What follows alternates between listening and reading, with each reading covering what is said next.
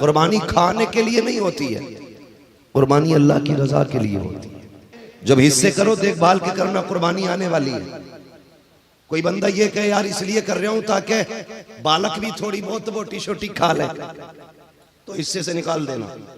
एक बंदा अगर ऐसा शामिल हो गया जिसकी नीयत कुर्बानी में गोश्त होगा, तो तुम्हारे सब की कुर्बानी खत्म। यहां तक लिखा है कि हर बार हुजूर तो कुर्बानी करते थे। हज़रत अबू बकर सिद्दीक हज़रत अली कहते हैं या रसूलल्लाह एक हिस्सा तो आपका, एक किसका करते? फरमाते थे एक हिस्सा मेरा है, एक हिस्सा मेरी उम्मत का होता है। वो सैयदुल अंबिया हो के उम्मत का हिस्सा करते। उम्मती की जिम्मेदारी नहीं बनती वो हुजूर का हिस्सा करे। भाई किया करो हिस्सा, हुजूर के नाम का हिस्सा किया करो। मेरे नबी ने खुद कहा था, अली जब भी कुर्बानी करे दो हिस्सा करना, एक अपने नाम का हिस्सा करना, एक मेरे नाम का हिस्सा करना। और पूरी जिंदगी हज़रत अली ने दो हिस्से किए, एक हिस्सा अपने नाम का करते थे, एक हिस्सा हुजूर के नाम का। ले बेटे ये प्लेट ले, तबाक ले, इसमें से 6 बोटी खाला को दे के आना है, 5 बोटी नानी को दे के आना है, 13 बोटी फलां को दे के आना है। इतने सा गोश्त तकसीम किया जा रहा है, वो भी उन लोगों के घर पे जिनके घर पे कुर्बानी का गोश्त पहले से मौजूद है। और यार ये कुर्बानी का गोश्त अगर तू तकसीम कर रहा था, सुन तो सही, उनके घर क्यों भेजा जिनके घर कई किलो रखा हुआ है? उनको भी तो देख लेता। ऐसे भी गरीब होंगे जिनके घरों में 8-8 दिन से गोश्त नहीं आता है, ऐसे भी गरीब होंगे जिनके घर में महीने गोश्त नहीं बनता है, ऐसे भी तो गरीब रहते हैं जिनके बच्चे बकरीद का इंतजार करते हैं। कितने ऐसे भी गरीब होते हैं जिनके घर पे ईद बकरीद के दिन भी बजाय गोश्त के दाल बना करती है, और तुम्हारे घर की बोटियां अमीरों के दरवाजे से वापस लौटाई जाती है। कई घरों में ये कह के गोश्त वापस कर दिया जाता है, हमारे घर में पहले से मौजूद है। हमें शर्म आनी चाहिए। पहली बात तो गोश्त भेजते नहीं है, अगर भेजते हैं तो उन लोगों के घर में जिनके घर में पहले से रखा हो। ऐसा मत करना, तलाश कर उन गरीबों को जिनके घर में कुर्बानी नहीं हुई है, और 4 बोटी नहीं, इतना दे देना जिससे गरीब के बच्चों का भला पूरा हो जाए। और यार दावे के साथ कहता हूँ, तू साल में 365 दिन गरीबों को खाना खिलाए, और बात होती है बकरीद के दिन किसी गरीब के दस्तरखान पे तेरा भेजा हुआ गोश्त बन जाए, इसकी बात कुछ और होती है। बकरीद ये नहीं है कि 10 किलो गोश्त तेरे हिस्से में आ जाए, बकरीद ये है कि तेरे गोश्त से किसी गरीब के घर से गोश्त की खुशबू आने लगे। मुफ्ती हम्माद साहब क़िबला की तकरीर तकरीबन गोंडा के इलाके में अभी ऐसी हुई कि लोगों की आंखों में अश्क जारी थे। जो हालात थे मुसलह के तौर पर, इंशाअल्लाह आप सुनेंगे, आपका दिल, आपकी कायनात मचलेगी। तो आइए इस ख्यालो फिक्र के साथ कि मुसलमानों दराहो बातिल को तड़पाने का वक्त आया, सरे मैदान तड़पने और तड़पाने का वक्त आया। मोहब्बत से हाथों को उठाइए, अल्लामा हम्माद रज़ा साहब क़िबला का इस्तकबाल करें। पूरा मजमा दोनों हाथों को उठाकर, अगर हाथ सलामत है, बचपन में पोलियो का इस्तेमाल हुआ है, उसका असर अभी तक बाकी है, सरकारे सुरकाही का फैजाने करम आप पर बरसा है, तो मोहब्बत के साथ अपने हाथों को उठाएं और अल्लाह की किबरियाई बुलंद कीजिए। नारे तकबीर, और जरा मोहब्बत से नारे तकबीर, नारे रिसालत, पैगामे तेगे अली कॉन्फ्रेंस, उलमाए अहले सुन्नत, मसलके आला हजरत, फैजाने सरकारे सुरकाही, मदरसा तेगिया गुलशने मदीना। नारे तकबीर, नारे रिसालत। कौन है उनके सिवा जो सरे महशर बोले, कौन है उनके सिवा जो सरे महशर बोले, मेरा अल्लाह सुने मेरा पैगंबर बोले, जिससे वो चाहे नबूवत की गवाही ले लें, बंद बू जहल की मुट्ठी में भी कंकर बोले। वक्त का नादिर नायाब खतीब, जमाते अहले सुन्नत का वो बेबाक अदीब, जिसे दुनिया हम्मादुल औलिया, सुल्तान खिताबत, बादशाह बलागत, अल्लामा हम्माद रज़ा मुरादाबादी के नाम से जानती है। बस इस शेर के साथ सदाए अर्ज़ तमन्ना के तकमील की दावत दे रहा हूँ कि गौहरे नात में एक अदद मांग उनसे, आज मौका है शफात की सनद मांग उनसे। मेरा बेटा अगर 4 साल का है, 8 साल का हो जाए, तो घर के अंदर हमारी माएँ ना बच्चों की परवरिश करती हैं, यहाँ तक के कपड़े अपने हाथ से धुलती हैं, नाश्ते अपने हाथ से कराए जाते हैं, खाने अपने हाथ से खिलाए जाते हैं, उनके नाश्ते का इंतजाम अपने हाथ से कराया जाता है। लेकिन कभी आओ इन इदारों की तरफ और कभी देखो इन इदारों को, फिर आपको महसूस होगा वो बच्चे जिस उम्र में जो सही से मुंह धुलना नहीं जानते, वो मदरसे में आके खुद के कफील बन जाया करते हैं और इतने बड़े जिम्मेदार बन जाते हैं, उन्हें कपड़े का पाक करने का तरीका भी आ जाता है, कितनी छींट से नापाक होता है कपड़ा, वो ये भी जानने लग जाते हैं। आओ कभी आकर के इदारों के अंदर देखो, 8 साल के बच्चे आपको 18 साल के जवान नजर आएंगे। आओ कभी इदारों के अंदर आके देखो, इसके अंदर सब आसूदा हाल नहीं रहते हैं, सारे खुशहाल नहीं रहते हैं। तुम्हें क्या पता है यार, कितने बच्चे रातों को उठ के माओ के लिए रोया करते हैं, कितने बच्चों को बाप की याद आती तो तड़प जाया करते हैं। कभी तारीख उठा करके देखो कुरान पढ़ने वालों की, यूं ही कुरान सीने में नहीं आया करता है। माँ की मोहब्बत को कुर्बान किया है तब जाके कुरान सीने में आया है, बाप की शफकतों को दूर रखा है तब कुरान सीने में आया है, बहन की मोहब्बतों से फासले पैदा किए गए हैं तब जाके कुरान सीने में आता है। आओ कभी इदारों में आकर के देखो, कितने आंसू बहे हैं तब जाके कुरान सीने में आया है, कितने फाके किए गए हैं तब जाके कुरान सीने में आया है। कभी आके देख इदारे के अंदर कितने बच्चे ऐसे सिसक के रोते हैं जैसे बिन माँ बाप के बच्चे रोया करते हैं। लेकिन खुदा की कसम मैं सलाम करता हूँ इनकी मोहब्बतों को, इन्होंने माँ की ममता तो छोड़ी लेकिन कुरान नहीं छोड़ा, बाप का प्यार तो छोड़ा कुरान नहीं छोड़ा, बहन की शफकतें छोड़ी कुरान नहीं छोड़ा, भाई की मोहब्बतें छोड़ी कुरान नहीं छोड़ा, और दुनिया को बता दिया यही आरज़ू तालीम कुरान हो जाए, हर एक परचम से ऊंचा परचम इस्लाम हो जाए।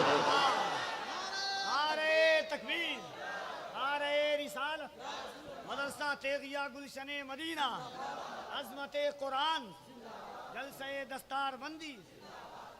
मैं मुबारकबाद पेश करता हूं उन बापों को जिन्होंने बेटे कुरान के नाम कर दिए, उन माओं को सलाम जिन्होंने इस दिन के लिए दूध पिलाया था। बेटे दूध के बदले में तुझसे बंगला गाड़ी नहीं चाहिए, तुझसे ऐशो इशरत नहीं चाहिए, बस इतना दे देना, अगर मर जाएं तो हमारी कब्र पे आके कुरान की कुछ आयतें पढ़ के सुना देना। वो माए मुबारकबाद के लायक हैं जिन्होंने इन बेटों को दूध पिलाया।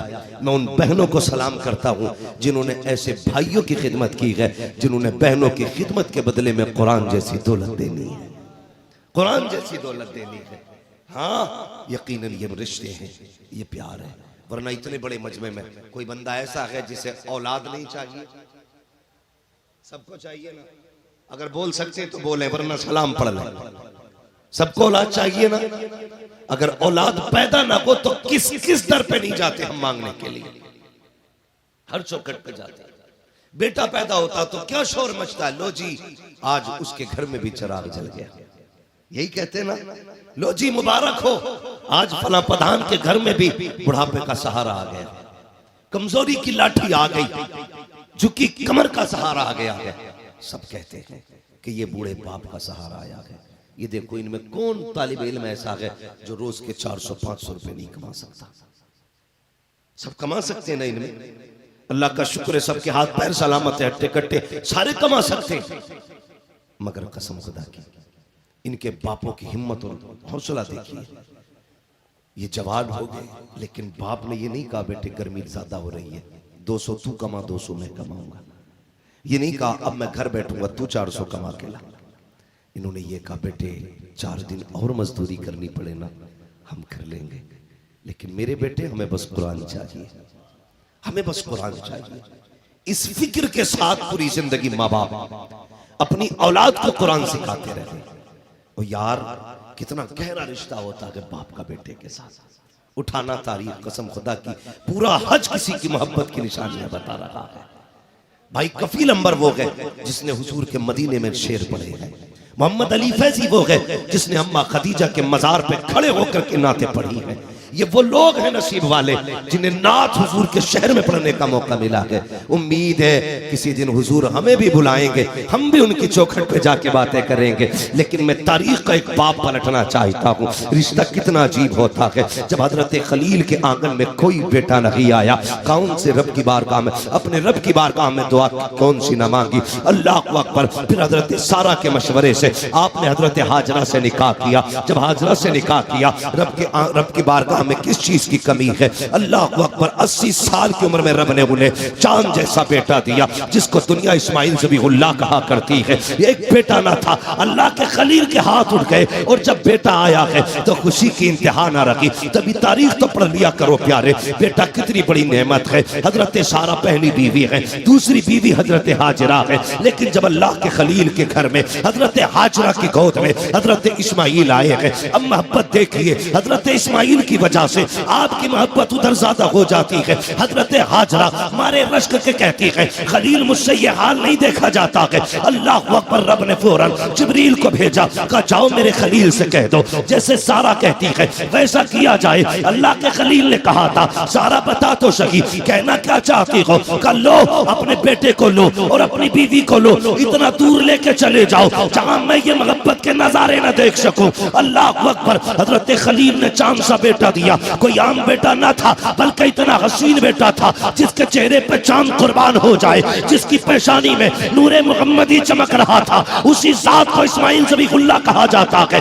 आपने शहजादे को लिया, ये मालिक जाना कहा है, का ये फैसला हमारी मर्जी पे छोड़ दे, जहां जाकर के तेरी सवारी ठहर जाए वहीं खलील को छोड़ देना, वहीं जाकर के इस्माइल को छोड़ देना, हाजरा को छोड़ देना। आप बैठे सवारी पे, शहजादे को लिया, हजरत हाजरा को लिया, और ऐसी जगह पे जाकर सवारी रुकी है जहां पानी न की है, जहां खाना न की है, जहां कोई रिश्तेदार न की है, जहां कोई अकरबा न की है, जहां कोई आबादी न की है, जहां कोई बस्ती न की है। इम्तिहान हो रहा है। अल्लाह अकबर, आपने बेटे को उतारा, ज़ौजा को उतारा। जरा दिल थाम के बात सुनना प्यारे, हज तो ज़माने ने किए हैं, कभी तारीख उठा करके देखो। जब आपने शहजादे को उतारा और बीवी को उतारा, आप छोड़ के वापस आने लगे, थोड़ी सी खजूरें दी है, थोड़ा सा पानी दिया है, देख करके वापस पलटे। हजरत हाजरा हैरत में है, ए मेरे सरताज, आपको तो इस्माइल बड़ा प्यारा है, आज अचानक ये फैसला क्यों किया जा रहा है? ऐसे जंगल में छोड़ के जा रहे हो जहां पानी भी नहीं है, खाना भी नहीं है,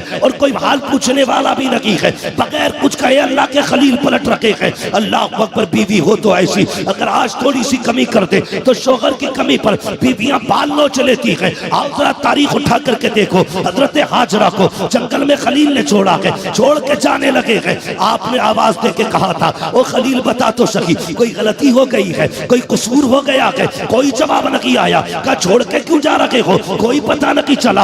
आप जब सवारी लेकर के पलटे, हजरत हाजरा को छोड़ा, थोड़ा सा पानी खजूरें थी, वापस जाने लगे। हजरत हाजरा दौड़ी, दौड़ करके आपने अल्लाह के खलील का पैर पकड़ा। कहा खलील बस इतना बता के जा, अपनी मर्जी से छोड़ के जा रहे हो या रब के कहने से छोड़ के जा रहे हो? इतना सुनना था। अल्लाह के खलील की आंख में आंसू आए, और क्यों ना रोते, चांद सा बेटा छूट रहा है, क्यों ना रोते, अपनी जिंदगी का सबसे कीमती हीरा छूट रहा है। रोके कहा था शरीक हयात इतना बता दे, कभी तारीख ऐसी पड़ी है कि किसी बाप को 80 साल की उम्र में खुदा ने चांद सा बेटा दिया हो और वो उस बेटे को जंगल में छोड़ के चला जाए? कहा चाह कहना क्या चाहते हो? कहा अपनी मर्जी से नहीं, रब के कहने से छोड़ के जा रहा हो। इतना सुनना था। हाजरा दौड़ी, कहने लगी खलील अगर अपनी मर्जी से नहीं, रब के कहने से छोड़ के जा रहे हो तो इतना सा काम और करो। कहा कौन सा? कहा ये पानी भी लेके चले जाओ, खजूरें भी लेके चले जाओ। कहा हाजरा किस लिए? कहा तुम्ही ने कहा है रब की मर्जी से छोड़ के जा रहे हो, तो सुनो, जिस रब ने हमें 80 साल की उम्र में चांद सा बेटा दिया है, वो हमें खाना भी दे देगा, वही पानी भी दे देगा।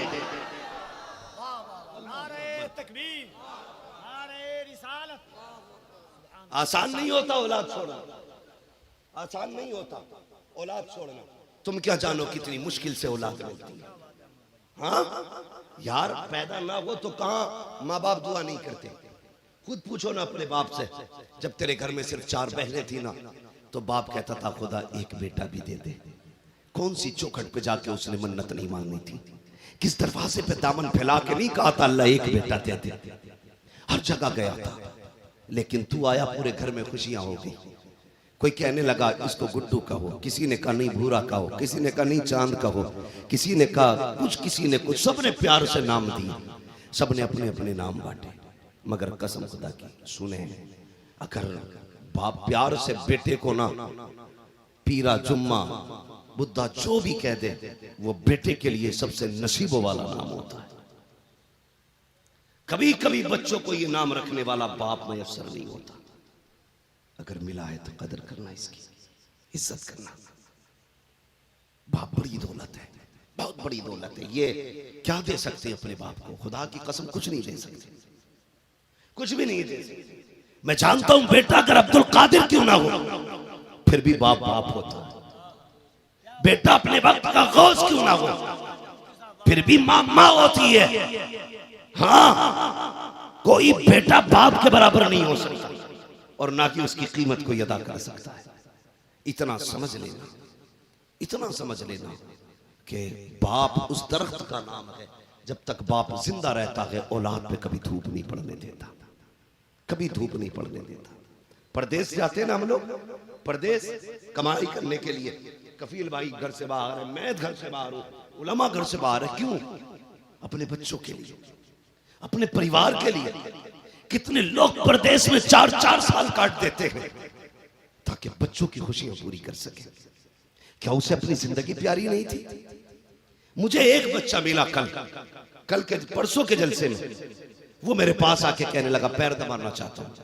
मैंने कहा बैठ यार, क्या करता? उसने कहा कुरान पढ़ता हूं। मैंने कहा क्या कर रहा है? कहा हिफ्ज का। कितने पारे हो गए? 15। मैंने अगला सवाल उससे कर दिया, कफील भाई। मैं उससे बोला तुम्हारे अब्बू क्या करते? इतना कहना था, उसकी आंख में आंसू आ गए। कहने लगा 10 साल हो गए मेरे बाप सऊदी में रहते, 10 साल हो गए बाप सऊदी में रहते। मैं उसका मुंह देखता रह गया। यार सोचो तो सही। मैंने कहा यार 10 साल हो गए, कब आते हैं? कभी 4 साल में, कभी 5 साल में। मैंने कहा तूने पूरी जिंदगी में कितनी बार अपने बाप को देखा होगा? तो वो कहने लगा पापा ये कहते हैं कि बेटे बस थोड़ा सा और कमा लो ताकि तुम्हारी जिंदगी सुकून से गुजर जाए। एक बाप औलाद के सुकून के लिए पूरी जिंदगी परदेश में काट देता है। परदेश किसी बाग का नाम नहीं है, परदेश किसी ऐशो इशरत की जगह का नाम नहीं है। परदेश उस कैद का नाम है जहां रोटी भी कैदी बनाता है, जहां खुद को सजा भी कैदी देता है और खुद की खिदमत भी कैदी करता है। तुझे क्या पता परदेश क्या है? उस बाप से पूछ जिसके 20 साल परदेश में कट गए और वो बेटे को जी भर के न देख सका। ये बेटियां बैठी है, मेरी इनसे गुजारिश है तुम्हें खुदा का वास्ता अपने भाइयों की कदर करना, अपने बाप की कदर करना। कई भाइयों की पूरी जवानियां परदेश में कट गई सिर्फ इसलिए कि बहनों की इज्जत से हाथ पीले कर सके। पूरी जिंदगी भाइयों ने परदेश में काट दी, मेरी बहन इज्जत से रुखसत हो सके। कल जब यही बहन भाई का मुंह काला करके चली जाती है तो उसके 10 साल नहीं 50 साल की मेहनतों पे पानी पड़ जाता है। ओ भाई मेरी तुमसे इतनी गुजारिश है, तुम कहते हो कि बस अल्लाह का शुक्र है कलफ लगे कपड़े, कॉलर उठे कपड़े, एक धब्बा कपड़े पे नहीं है। और पूछा जाए क्या करते हो? कहा जी कुछ नहीं, खाली रहता हूं, बस खाली रहता हूं, टहलता हूं, कोई काम नहीं। कहा नहीं। कहा फिर ये कपड़ों पे कलफ कैसा? काम क्या करते हो? कहा नहीं 2 बेटे अल्लाह का शुक्र है बाहर है। बड़ा भाई है तो कहता 2 छोटे भाई परदेश में। खुदा के वास्ते जिसकी कमाई से तेरे कपड़ों पे कलफ लगाए ना, इसका हिस्सा भी बचा के रखना। कई भाइयों की ये शिकायत है, हजरत 10 साल सऊदी में रहा, पलट के आया तो भाइयों ने कुछ नहीं दिया, पलट के आया तो घर वालों ने 0 कर दिया, जहां से चला था वहीं खड़ा था।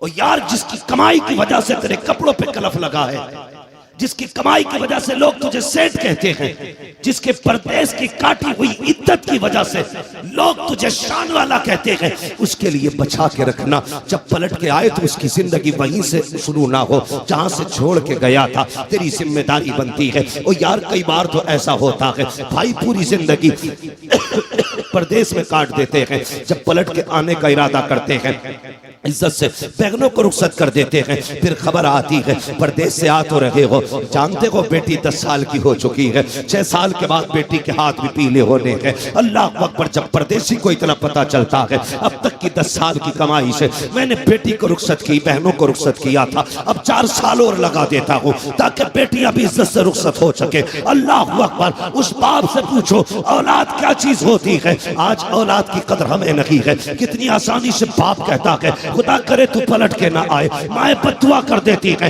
तेरा चेहरा देखना नहीं चाहती। तो सुनो, औलाद की जिम्मेदारी है वो बाप की कदर करे, बाप की जिम्मेदारी है औलाद की कदर करे। इसलिए कि अगर औलाद ना दे तब भी चेहरे झुक जाया करते हैं, माँ बाप ना हो तब भी खुशियां रूठ जाया करती हैं। अल्लाह ने औलाद दी है, 4 बेटे दिए हैं, तेरी मर्जी है। एक को डॉक्टर बना, तेरी मर्जी। एक को इंजीनियर बना, तेरी मर्जी। एक को तू कुछ भी बना, तेरी मर्जी। लेकिन चौथे बेटे को कुरान का कारी बना दे, ताकि जब तू दुनिया से जाए तो बेबसी की मौत ना मरे, बल्कि इधर आंख बंद हो, इधर ये कुरान पढ़े। दुनिया का है क्या छोड़ के गया है, जमाना का है कुछ छोड़ा या ना छोड़ा, अपने पीछे कुरान पढ़ने वाला कारी छोड़ के गया। इसलिए अपने पीछे कुरान वाला छोड़ के जाना बड़ी बात होती है। औलाद अल्लाह अकबर, रिश्ते पढ़े ना औलाद के। आज ना 10 रुपए चंदा देते हुए मदरसे में हमारा दम घुटता। 10 रुपए चंदा देते हुए बगले झांकते। एक शादी आ जाए 40-50 हजार का खर्चा पक्का है। रिश्तेदारी में अगर शादी निकल आए तो 40-50 हजार का खर्चा। मदरसे की बात आए अभी हिसाब नहीं है, ये ना किया करो। अल्लाह से तिजारत किया करो, अल्लाह से तिजारत।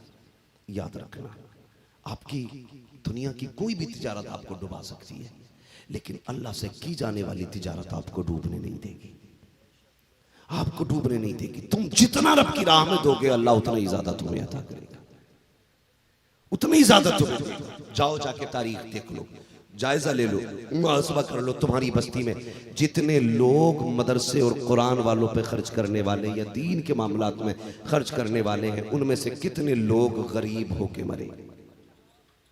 कोई नहीं। जितने भी आपको मिलेंगे ना, सारे अमीर मिलेंगे, क्योंकि वो अल्लाह से तिजारत करते हैं, अल्लाह से तिजारत करते हैं। मैं तो उन लोगों को मुबारकबाद पेश करता हूँ जो मदरसे में पढ़ने वाले बच्चों के खाने का इंतजाम करते हैं, जो इनको खाना खिलाते हैं, साथीजा को खाना खिलाते हैं, कुरान वालों को खाना खिलाया करते हैं। बड़ी बात है। हम तो मदरसे में 10 रुपए चंदा नहीं देते, अल्लाह के खलील ने तो रब के लिए बेटा दे दिया, बेटा दे दिया। है कोई जो बेटा दे दे? है करम है अल्लाह का कि उसने बेटा नहीं मांगा, बेटा नहीं मांगा, उसने आपसे एक जानवर की कुर्बानी मांगी। अगर वो बेटे की कुर्बानी मांग लेता तो कुर्बानी देनी पड़ती कि नहीं? बोलो, देते कि नहीं? देनी पड़ती? जरा बोले। अगर बेटा मांग लेता तो देना पड़ता, लेकिन उसने बेटा हमसे बेटा नहीं मांगा, हमसे कहा कुर्बानी दो, हमसे जानवरों की कुर्बानी मांगी गई, लेकिन हम वो भी नहीं दे पाते। 4000 की पैंट ले आएगा, 3000 का कुर्बानी का हिस्सा नहीं करता, कहता हिसाब नहीं है। कई लोग तो कहते हैं भी पिछले साल तो की थी, कहता आपके अब्बा की कर दूं। क्या अब्बा की कुर्बानी करेगा कि अब्बा का हिस्सा करेगा? अब्बा के नाम का हिस्सा। पूछो ना इन उलमा से कि जिस पे कुर्बानी वाजिब हो वो कुर्बानी करे। ये नहीं है वाजिब बेटे पे तो अब्बा के नाम की कर दी तो जरा बच गया। आप हालात देखें और कुर्बानी अल्लाह माफ करे। या तो लोग करते ही नहीं है, करते हैं तो इतना शोर करके करते हैं कि साहब बुला बुला के कहते हैं जानवर देखो कितने का होगा। थोड़ा सा खूबसूरत लाके कह रहा देखो कितने का होगा। 40,000 का पूरे मोहल्ले को बता रहा है कि 40,000 का लाया हूं इस बार, देखो बताओ कितने का होगा। तमाशा लगा रखा है। शर्म आनी चाहिए हम लोगों को। और फिर हद कर देते हम लोग, कुर्बानी करते हैं, ठीक है ना। उसके बाद एक होता कुर्बानी, दूसरा काम होता फिर गोश्त। कई लोग तो पूरा बकरा फिट कर देते हैं फ्रिज में, 8 दिन तक हजरत निकाल निकाल के खाते हैं। गोश्त भी कहता होगा मालिक किसके घर भेज दिया, ये तो गला गला के खा रहा है। एक टांग निकालेगा, पकाएगा, मौज करके सोएगा, अगले दिन एक निकालेगा। 15 दिन बकरा चलता है। एक तो कहने लगा जब गया ना मैं, तो मुहर्रम शरीफ का खिचड़ा था, है ना, मुहर्रम शरीफ का खिचड़ा तो मैंने कहा भाई गोश्त कम है क्या? उसने कहा हज़रत कुर्बानी का था, कम ही बचा था, उसका ही बना लिया। जिलहिज्जा से मुहर्रम तक ले गया खींच के, बगैर थी देखो, पूरा फ्रिज में रख लिया। पहली बात तो करते ही नहीं कुर्बानी, कुर्बानी किया कर। जानते हो फरमाया गया कुर्बानी के दिनों में इससे बड़ी कोई इबादत नहीं है। हर बंदा कुर्बानी करे। और मेरे हुजूर ने मदीना शरीफ में 10 साल कुर्बानी की। कितनी कितनी और जोर से कितनी? 10 साल। और जानते हो कभी एक कुर्बानी नहीं की। यहां तक लिखा है कि हर बार हुजूर 2 कुर्बानी करते थे। हज़रत अबू बकर सिद्दीक हज़रत अली कहते हैं या रसूलल्लाह एक हिस्सा तो आपका, एक किसका करते? फरमाते थे एक हिस्सा मेरा है, एक हिस्सा मेरी उम्मत का होता है। वो सैयदुल अंबिया वो के उम्मत का हिस्सा करते। उम्मती की जिम्मेदारी नहीं बनती वो हुजूर का हिस्सा करे। भाई किया करो हिस्सा, हुजूर के नाम का हिस्सा किया करो। मेरे नबी ने खुद कहा था अली जब भी कुर्बानी करे 2 हिस्सा करना, एक अपने नाम का हिस्सा करना, एक मेरे नाम का हिस्सा करना। और पूरी जिंदगी हज़रत अली ने 2 हिस्से किए। एक हिस्सा अपने नाम का करते थे, एक हिस्सा हुजूर के नाम का। आज तो एक हिस्से में मर जाते हैं। और बोटी के लिए पहले प्लान ले रहा, कह रहा पाए मेरे हैं, हाँ इसके पाए मैं लूंगा, और फला फला गोश्त मेरा है। कुर्बानी खाने के लिए नहीं होती है, कुर्बानी अल्लाह की रजा के लिए होती है। किसके लिए? जोर से किसके लिए? और जोर से किसके लिए? जब हिस्से करो देखभाल के करना, कुर्बानी आने वाली है। कोई बंदा ये कहे यार इसलिए कर रहा हूं ताकि बालक भी थोड़ी बहुत बोटी छोटी खा ले, तो हिस्से से निकाल देना। एक बंदा अगर ऐसा शामिल हो गया जिसकी नीयत कुर्बानी में गोश्त होगा, तो तुम्हारे सब की कुर्बानी खत्म। और कई बार तो ऐसा होता है कि कुछ बदअकीदों को भी शामिल कर लेते हैं लोग। अगर कोई वहाबड़ा किसी की कुर्बानी में शामिल हो गया तो सबकी कुर्बानी क्या हिस्सा पहले ही कर रखा के साजे में, कुर्बानी खत्म हो जाएगी। गोश्त खाने वाला बदअकीदा कोई कुर्बानी में शामिल नहीं होना चाहिए। पहली बात तो गोश्त बांटता ही नहीं, और अगर बांटा भी जाता है तो उन्हें जो रिश्तेदार होते हैं। एक बात बताओ, कुर्बानी कौन लोग करते हैं? गुंजाइशदार अमीर लोग, यही तो कुर्बानी करेंगे ना। जो गरीब होंगे बेचारे, उनकी बस की तो बात होती नहीं है ना। तो कुर्बानी गोश्त की बोटियां उन्हीं को दी जाती हैं जिनके घर खुद कुर्बानी होती है।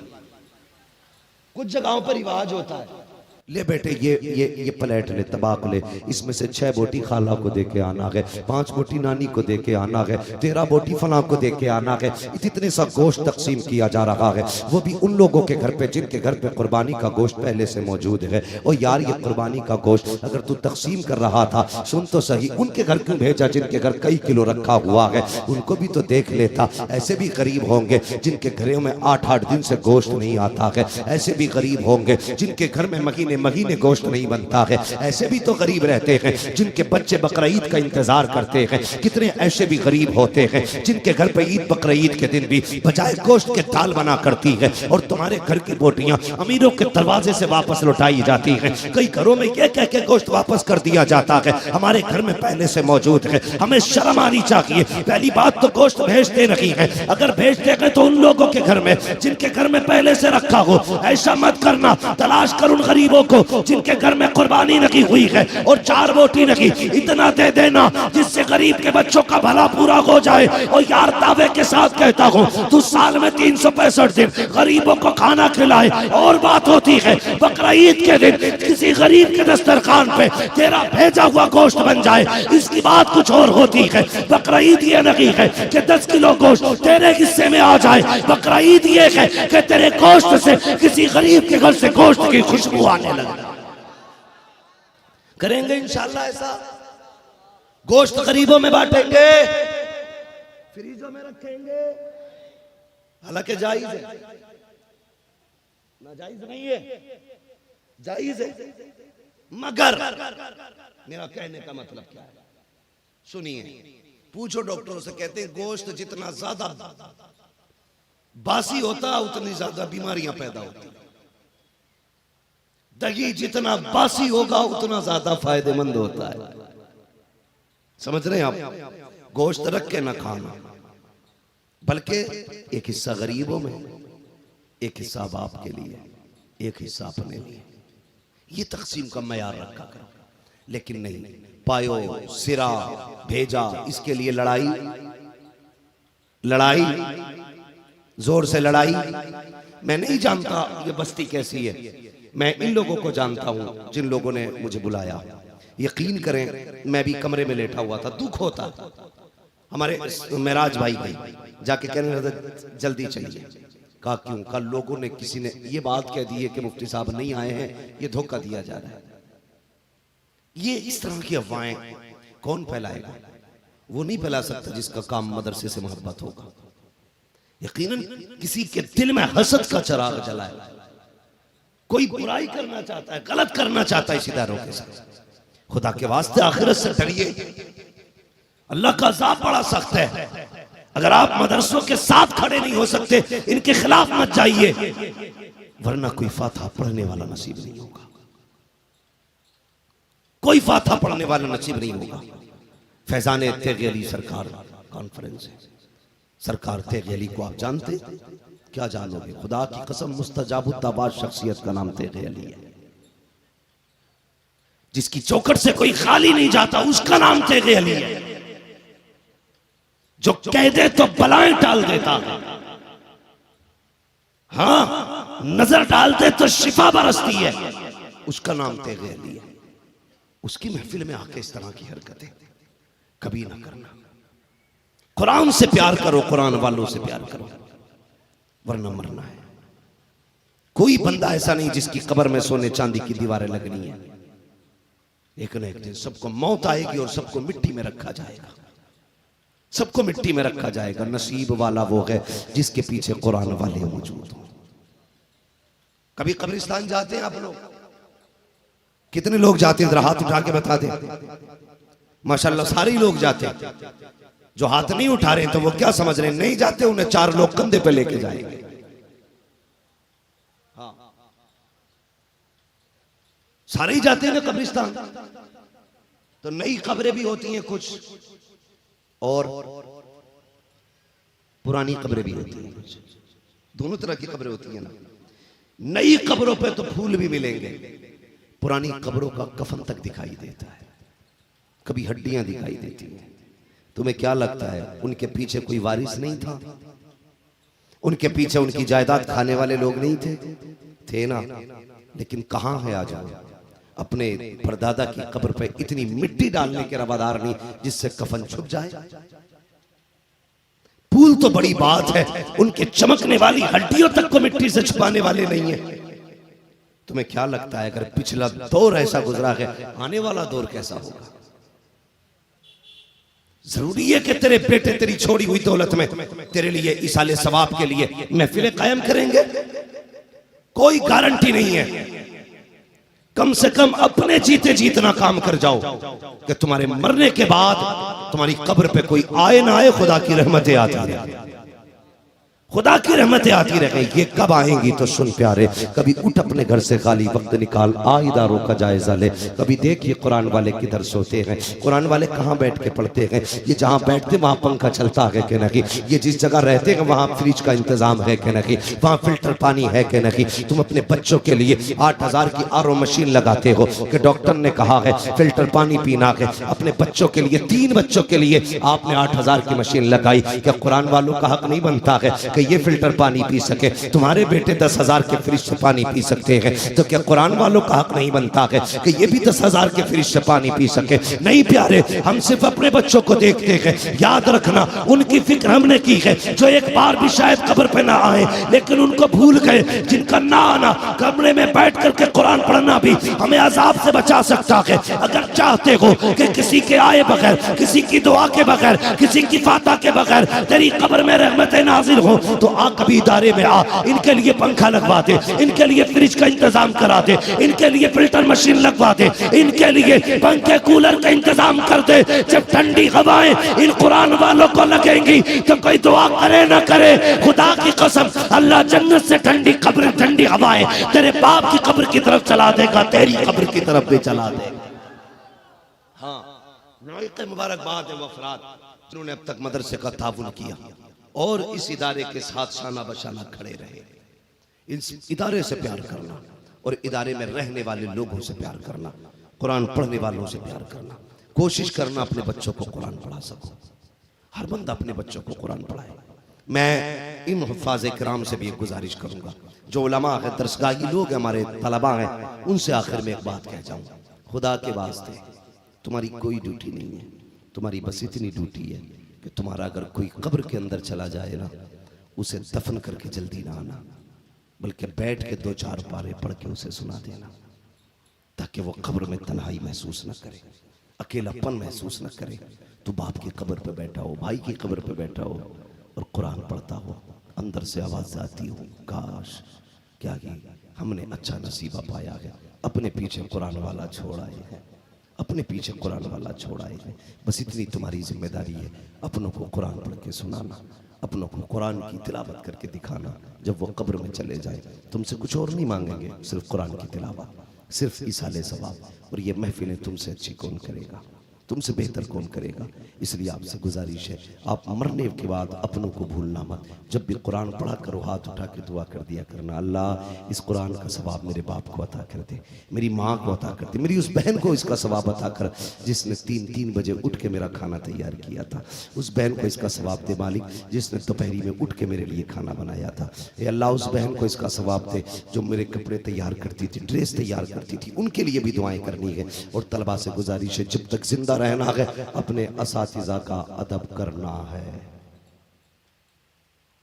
अपने उस्ताद का अदब करना है। याद रखना, इल्म कभी मेहनत से नहीं आता सिर्फ, बल्कि इल्म मेहनत के साथ साथ उस्ताद की नजरे इनायत से आया करता है। अगर बिना उस्ताद के इल्म आ जाता तो जरूरत ही नहीं थी किसी को उस्ताद बनाने की। आज तक कोई बिना उस्ताद के नहीं पढ़ सका। मैं उनकी बात नहीं करता जिनको अता इल्म दिया गया, मैं कसबी की बात करता हूँ। बिना उस्ताद के आज तक कोई काबिल न बन सका। काबिल बनना चाहते हो तो उस्ताद की इज्जत भी करना, उसकी फरमाबरदारी भी करना, उससे मोहब्बत भी करना। अगर उस्ताद दुआ कर देगा, खुदा की कसम अल्लाह तुझे कम उम्र में जमाने की इज्जतों के ताज अता फरमा दे। लेकिन शर्त है उस्ताद की इज्जत करें, उस्ताद की कदर करें। वो लोग जो परदेश में हैं हमारे भाई और इदारों से मोहब्बत रखते हैं, अल्लाह उनकी कमाइयों में बरकत अता फरमाए। कई बार ऐसा होता है ना, जो लोग परदेश रहते हैं कहते हैं जी बच गए अब के तो। कई ड्राइवर लोग कहते हैं हजरत एक दिन ताज्जुब हुआ, क्या हुआ, गाड़ी चल रही थी, मैं सो गया, थोड़ी देर बाद आंख खुली, गाड़ी फिर भी रोड पे ही थी। कहते मेरा हाथ कितना सटीक था, देखो बहका नहीं। मैंने कहा पगले तुझे लगता है तेरा हाथ नहीं बहका, ये तेरे हाथ का कमाल नहीं है, किसी की दुआएं बचा के ले गई हैं, किसी की दुआएं। इन कुरान वालों पर पैसा लगाया करो, प्रदेश में रहोगे इनकी दुआएं तुम्हें बचाती रहेंगी, रब की रहमतें तुम्हारी हिफाजत करती रहेंगी। मैं उन कमेटी के तमाम अफराद को मुबारकबाद पेश करता हूँ, नसीब वाले हो। किसी को मैरिज हॉल सजाने की ड्यूटी मिलती है, किसी को पार्टियां देने की जिंदगी में मोहलत मिलती है। तुम कितने नसीब वाले हो, तुम्हें हुजूर का जलसा सजाने का मौका मिला है, तुम्हें हुजूर की महफिल सजाने का मौका मिला है। तुमने उस जगह अपना पैसा लगाया जहां से कुरान के कारी पैदा हो रहे हैं। दीन के हामी यो ना सिर्फ पैदा हो रहे हैं। मेरी गुजारिश है आप यूं ही कुरान से प्यार करते रहिए, इस इदारे से मोहब्बतें करते रहिए और उलमा से प्यार करते रहिएगा, खास करके उन लोगों से जो इदारे की खिदमत कर रहे हैं, जो इदारे को अपना वक्त दे रहे हैं, जो इदारे को अपनी खून पसीने की कमाई दे रहे हैं, उन सब से मोहब्बत करना। और ये सोच के नहीं ये प्रधान का बेटा, जिम्मेदार का बेटा, मेरा ताऊ, मेरा चाचा, बल्कि ये सोच के इनसे प्यार करना है कि ये हुजूर के दीन की खिदमत गुजार है, हुजूर के दीन की खिदमत गुजार है। ये सोच के इनसे प्यार करना है। फिर मर के देखना इंशाअल्लाह, कोई दुआ करे ना करे, कुरान खुद शफी बन के तेरी कब्र में आएगा और आके कहेगा आज फिक्र न कर, जिंदगी में तूने मेरी फिक्र की थी, मरने के बाद तेरी फिक्र करने के लिए मैं खुद तेरी कब्र में आ गया हूँ। और कुरान इतना सच्चा साथी है, इतना सच्चा साथी है, पूछो इन उलमा से कि ये कब्र में भी साथ रहेगा, हश्र में भी साथ रहेगा, पुलसिरात में भी साथ रहेगा। जो कुरान से प्यार करेगा, कुरान अकेला नहीं छोड़ेगा, हाथ पकड़ेगा, रब से लड़ेगा, उसकी बारगाह में जिद करके अपने प्यार करने वाले को उस वक्त तक नहीं छोड़ेगा जब तक उसे जन्नत में दाखिल नहीं करा। इसलिए नसीब वाले हैं जो कुरान से प्यार करते हैं और कुरान वालों से प्यार करते हैं। या अय्युहल्लज़ीना आमनू क़ू अनफुसकुम व अहलीकुम नारा, ईमान वालों अपने आप को और अपने घर वालों को जहन्नम की आग से बचाओ, बचाओ जहन्नम की आग से। और मेरी बस इतनी गुजारिश थी, सारे लोग इंशाअल्लाह कुर्बानी करेंगे, जितने लोग साहिब निसाब करेंगे कुर्बानी इंशाअल्लाह, जोर से बोलो इंशाअल्लाह। गोश्त के लिए या अल्लाह की रजा के लिए? सारे बोले अल्लाह की रजा के लिए। और उसके बाद जो चरमे कुर्बानी होता है, चमड़ा जिसे बोलते हैं, उसकी कीमत हम किसे देंगे? जोर से मदरसे को। माफ करना, कई जगह तो पीर भी चमड़ा इकट्ठा करते हैं। फितरा पीर लेके, ज़कात पीर लेके, चमड़ा भी पीर लेके जा रहे। मदरसे वाले क्या करें? भीख मांगे। हम इस बात से इनकार नहीं करते, अपने पीरों को आप पूरा घर उठा के दे दो, लेकिन ज़कात खुदा के वास्ते मदरसों की रहने दो, फितरा मदरसे का रहने दो, ये उश्र ये मदरसे का रहने दो, ये चमड़ा ये मदरसे का कम से कम रहने दो। इसके जरिए कुरान की तालीम हो रही है। पीर साहब सवाल करे ना, कहना हजरत जी नजराने में सब कुछ ले जाओ, लेकिन ये जो मदरसे का ना, ये मदरसे को दिया जाना। ये करेंगे इंशाअल्लाह। बुरा लग गया पीर को कह दिया तो, तुम ही पीर वाले नहीं, मैं भी पीर वाला हूं, मेरा भी पीर है। दुनिया मेरे पीर को ताज शरिया अख्तर रजा कहती है। तो मैं कोई ऐसा नहीं बिना पीर वाला हूं, अल्लाह का शुक्र है बरेली वाला हूं, हाँ बरेली वाला हूं। लेकिन सुनिए जो मैं कहना चाहता हूं, ये तकलीफ है, दिल दुखता हजरत। जब मदरसे वाले दुकान पे जाते तो दुकान वाला 10 का नोट निकाल के कहता लो, इससे ज्यादा नहीं। ये सुबह से शाम तक दुकानों के चक्कर काटते 1000 इकट्ठा कर पाते। और कितना थकाओगे यार इन्हें, कितना जलील करोगे इन्हें। सुबह से शाम तक इन्हें 1000 भी इकट्ठे करने के, रात को 3 बजे से 12 बजे तक तेरे बच्चों को भी पढ़ाना है। क्या क्या करेंगे ये? कम से कम इतना कह दो, मौलाना तुझे पैसे की फिक्र नहीं करनी है, तनख्वाह की फिक्र नहीं करनी है, तुझे सिर्फ कुरान की फिक्र करनी है। और तो कुरान पढ़ा, रह गए खर्चे की बात, उस खर्चे को उठाने के लिए मोहम्मद के गुलाम काफी है। ये ऐलान तुम करो, ज़कात भी इकट्ठी करें, चंदा भी ये करें, कुरान भी ये पढ़ाएं। कितना वक्त है इनके पास भाई? मैं तो ये देखता हूं 5 मिनट के लिए आए, दुआ करी 50,000 जेब में, हजूर ले ज़कात खैरात सारी खत्म। और ये उश्र का काम बंद हो गया हमारी जमातों से। सुन्नी लोग ज़कात बहुत कम दे रहे हैं। हाथ अगर उठवा लूं यकीनन सारे उठा देंगे मैंने ज़कात दी है, लेकिन रसीद मांग लो ना किस मौलवी को दी है तो मुश्किल से 5% पे नहीं निकलेगी। कोई कह देगा ना वो आया था मोहल्ले में उसे ही दे दी, कोई कहेगा हजरत आए थे हमारे, कोई कहेगा हजूर आए थे हमारे, बस खत्म। भाई उश्र मदरसों को दिया करो, ज़कात दिया करो। मैं उश्र से भी हट के एक बात कहूँ तो सुने, सीधी बात यह है कि कोशिश ये किया करो हर हफ्ते अपनी कमाई से कुरान वालों के लिए पैसे निकाला करो। ज़कात समझ के नहीं, फितरा समझ के नहीं, उश्र समझ के नहीं, बल्कि इमदाद समझ के। आपने 1000 कमाए ना, 1000 हफ्ते में कमाए, उसमें से 50 रुपए आपने कुरान वालों के लिए निकाल दिए, ज्यादा निकल गया। आपके इस 50-50 रुपए से सोच भी नहीं सकते कितने कुरान के कारियों की तनख्वाह जा सकती है। ये बज़ाहिर आपका खर्च थोड़ा है, लेकिन इसका अजर क़यामत में बहुत मिलेगा। जब तराजू पे अमल तो ले जाएंगे, नेकियां कम पड़ जाएंगी, आवाज आएगी ठहर जा भी, एक गठरी हमारे पास भी है, वो गठरी पल्ले में रखी जाएगी, फिर क्या होगा, नेकियां बढ़ जाएंगी। मालिक ये कौन सी नेकियां का तू भूल गया, हम नहीं भूले हैं। ये वो 50 रुपए हैं जो मुंबई रह के तूने कुरान वालों के लिए निकाले थे। ये वो 50 रुपए हैं जो विदेश में रह करके तूने कुरान वालों के लिए निकाले थे। तू भूल गया, हमने संभाल के रखे थे। ले, आज इस पैसे के बदले में तुझे जन्नत का टिकट दिया जा रहा है। तो ये काम करें, अपने खून पसीने की कमाई कुरान वालों पे खर्च करें। मुबारकबाद के लायक है वो लोग जिनके घरों पे उलमा खाना खाते हैं, उनके दस्तरखान अल्लाह वसी से वसी तर करे जो कुरान पढ़ाने वालों को खिलाते हैं। इसलिए कि मैं जानता हूं उलमा की शान अल्लाह ही जाने, लेकिन तलबा के मामले में इतना जानता हूं, जिस घर में बरकत ना हो ये खाना शुरू कर दे, अल्लाह घर में रिस्क उतारना शुरू कर देता है। जिसमें मुसीबतें हों और ये दुआ कर दे, अल्लाह उसमें बरकतें नाज़िल फरमा देता है।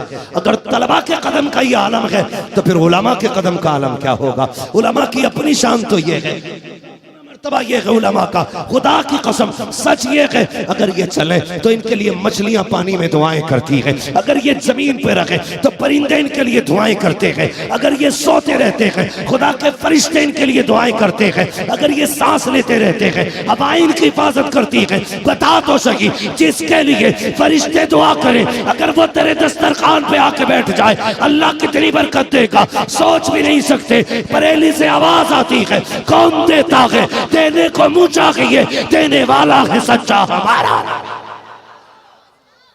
हाँ, तो करेंगे खर्च कुरान वालों पे, सारे बोलो और जोर से, करेंगे। अपना पैसा कुरान वालों पे लगाइए, कोशिश कीजिए अपने पीछे कुरान वाला बच्चा छोड़ जाए। एक कुरान वाला बच्चा, मैं कोटा गया था हजरत, कोटा, 5 मिनट के बाद कर लूं, कोटा गया था। एक 7-8 साल का बच्चा था, इतना छोटा सा। उस बच्चे को मेरे पास लाया गया, मैंने कहा क्या मामला, कहने लगे इस बच्चे ने ना 6 महीने में पूरा कुरान हिफ्ज़ कर लिया। कितने दिनों में? 6 महीने में। साउंड बहुत अच्छा आपका, आप भी अच्छे रहेंगे और सुने बहुत गौर से। कितने दिनों में? 6 महीने में। बाप ना, मैं उसके बाप का चेहरा देख रहा था, मैंने कहा यार बड़े नसीब वाला है, तूने 7 साल की उम्र में बेटे को कुरान का दरख्त बना दिया, कुरान का पौधा बना दिया। अपने पीछे लगा जाओ पौधे, मौत का पता नहीं है। मैंने जनाजों के पीछे छोटे बच्चे भी रोते देखे, बड़े बच्चे भी रोते देखे। एक बेटे को मदरसे में दे दो और अपनी बीवी से कह दो, घर वालों से कह दो, खुदा नखास्त अगर मेरा वक्त से पहले, मतलब कम उम्र में मेरा इंतकाल हो जाए ना, तो सिर्फ बड़े लोग ना आए, मेरे 5 साल के बच्चे को भी मेरी कब्र पे भेज देना। हाँ, 5 साल के बच्चे को भेज देना और इससे कहना बेटे बाप के लिए हाथ उठा के दुआ कर दे। अगर आप छोटे बच्चे को कुरान पढ़ा रहे हैं, आपका बेटा कब्र पे आएगा, हो सकता है पीर की दुआ रद्द कर दी जाए, मौलवी की दुआ मुंह पे मार दी जाए, बड़े बड़े कुतुब की मुंह पे दुआ मार दी जाए, हो सकता है वो बेनियाज है। लेकिन अगर एक छोटा सा बच्चा ना रो के बाप की कब्र पे हाथ उठा के कहेगा बिस्मिल्लाहिर्रहमानिर्रहीम, खुदा की कसम मेरा ईमान कहता है मौलवी की दुआ टाली जा सकती है, एक कम उम्र बेटे की दुआ नहीं टाली जा सकती। अल्लाह कहेगा फरिश्तों बस करो, ना लो अब हिसाब क्या लेना, देखो इसका छोटा बच्चा मुझे रहमान कह रहा है, इसने हाथ उठा दिए हैं, अब मेरी गैरत को गवारा नहीं है मैं इसके बाप को कब्र में परेशान करूं। ये भी हो सकता है तेरे बेटे के बिस्मिल्लाह की बरकत से अल्लाह तेरी जिंदगी भर की खताओं को माफ फरमा दे और तेरी कब्र को जन्नत की क्यारी बना ले, बना दे। एक बेटे को कुरान का कारी, एक बेटे को हाफिज बना दे। खुदा की कसम जब कब्र में सैयदा कहेंगी बता मैंने बेटे दिए थे कुरान के लिए, तू क्या दे के आया है, कम से कम इतना तो कह सकोगे सैयदा तुमने बेटे की कुर्बानी दी थी कुरान के लिए, हमने बेटा दिया था कुरान के लिए, तुम्हारे बेटे ने नेज़े पे चढ़ के कुरान सुनाया था, मेरे बेटे ने मस्जिद के मुसल्ले पे चढ़ के कुरान सुनाया। इतना तो कर जाना कम से कम, कहीं ये ना कहना पड़े कोई मतलब ही नहीं रखा कुरान से, जहां तक तुमने नेज़े पे पढ़ा वहीं तक था। पढ़ाएंगे बेटों को इंशाअल्लाह, सारे बोलो इंशाअल्लाह। और उलमा की इज्जत करना, हुफाज की इज्जत करना, कद्र करना। दावत करो तो पहले इन्हें खिलाओ। मेहमान आए तुम्हारे घर में तो आगे इन्हें बैठाओ। तुम नहीं जानते हो, लोग ये सोचते हैं ये मदरसे वाले हैं, लेकिन फरिश्ते जानते हैं ये कुरान वाले हैं। इनके कदम के साथ बरकत आती है, इनकी दुआ के साथ रहमत नाजिल होती है। इसलिए पढ़ें पढ़ाएं। अल्लाह ताला इन बच्चों की उम्र में भी बना बरकत अता फरमाए और इनके वालिदैन को मौला करीम उम्र खिज़्र अता फरमाए। हर बाप को अल्लाह ऐसा नसीब अता करे कि जिसका बेटा बाप को मदरसे से जाकर के जन्नत का सर्टिफिकेट अता करे, जन्नत की सनत दे। यकीनन ये वो बेटे हैं जिनकी वजह से इंशाअल्लाह क़यामत के दिन माँ बाप को ऐसा ताज पहनाया जाएगा जिसकी रोशनी अहले महशर की नज़रों को झुका देगी और सबको ये सोचने पे मजबूर कर देगी ये कोई नबी आ रहा है या वली आ रहा है। अल्लाह अकबर। कोई आवाज़ दे के कहेगा ना वली है ना नबी है, आखिरी उम्मत का ये हाफिज कुरान का बाप आ रहा है, ये माँ रही है। सोचो जिसके बेटे कुरान के हाफिज बन जाए उसकी ये शान है, तो जो हाफिजों का नबी बन के आया होगा उसकी क्या शान रही होगी। आला हजरत ने क्या कहा, सबसे आला वाला हमारा नबी, सबसे बाला वो बाला हमारा नबी। सारे अच्छों में अच्छा समझिए जिसे, है उस अच्छे से अच्छा हमारा नबी। सारे ऊंचों में ऊंचा समझिए जिसे, है उस ऊंचे से ऊंचा हमारा नबी।